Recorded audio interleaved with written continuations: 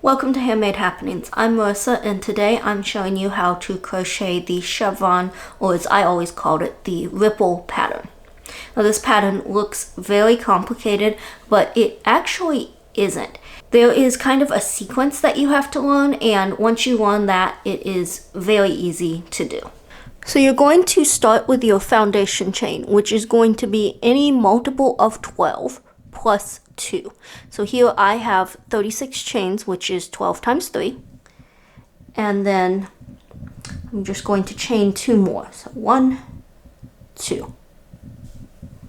And what this is for every multiple of 12 that you do represents 1 V. So in this case, I will have 3 Vs when I finish this.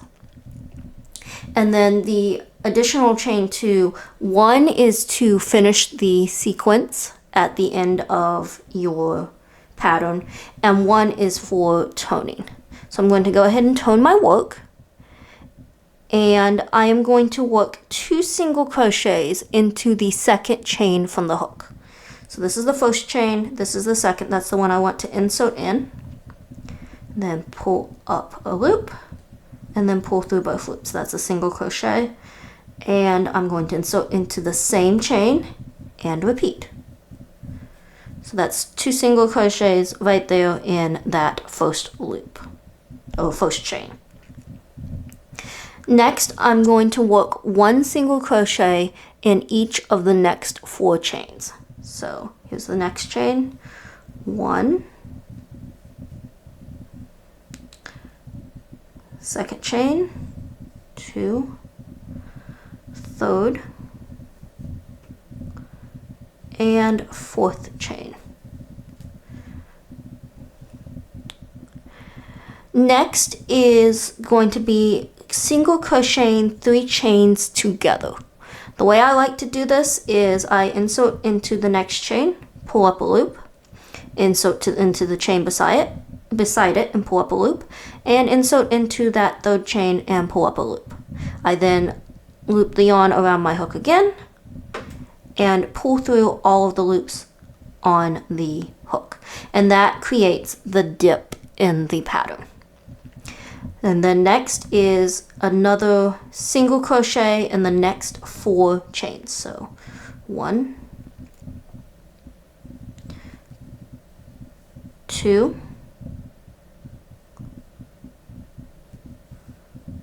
3,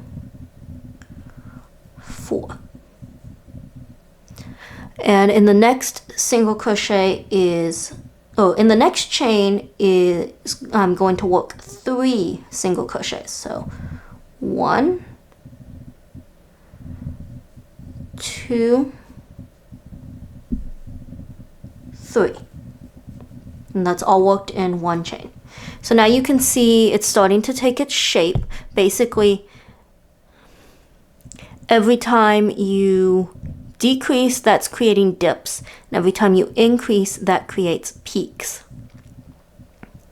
So now you're just going to repeat from that first set of single crochets in 4 chains. So all the way back here, when you worked a single crochet in the next 4 chains, that's where the sequence restarts. So I'm going to go through it one more time.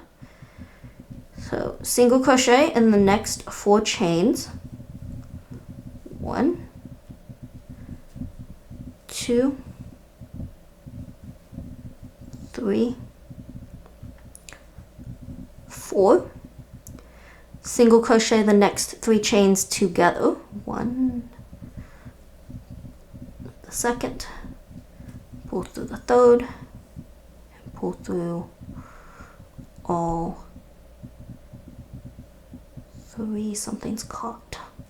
There we go. And then single crochet in the next 4 chains.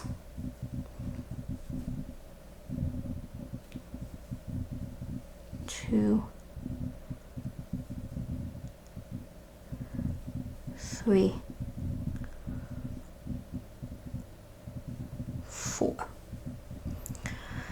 Then 3 single crochets into the next chain.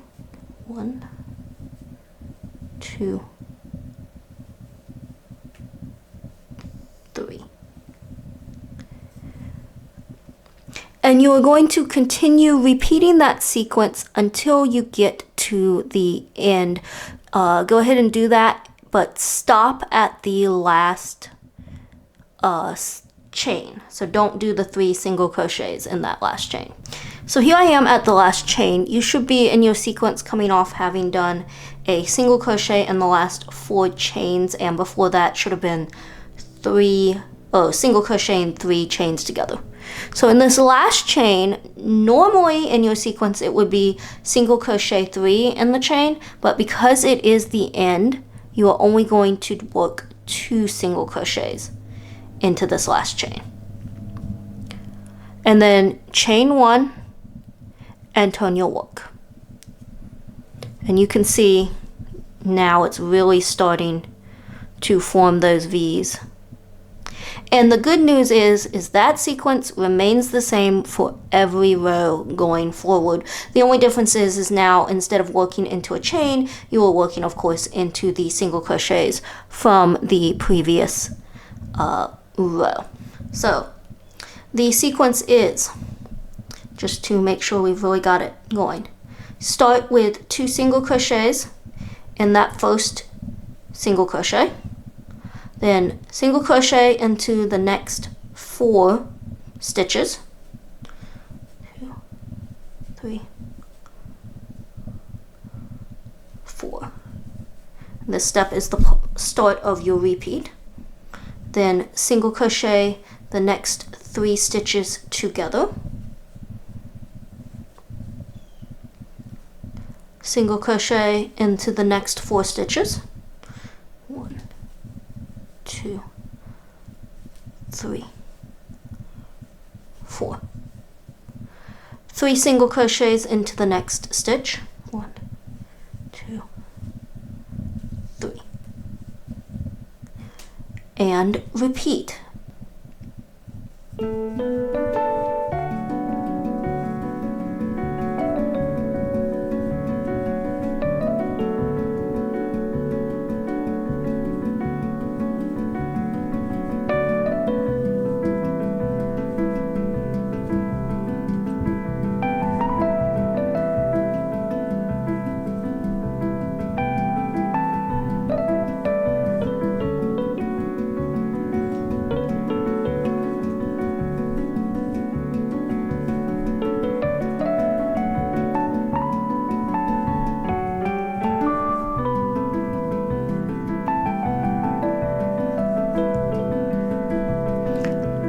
Ending with 2 single crochets in the final stitch.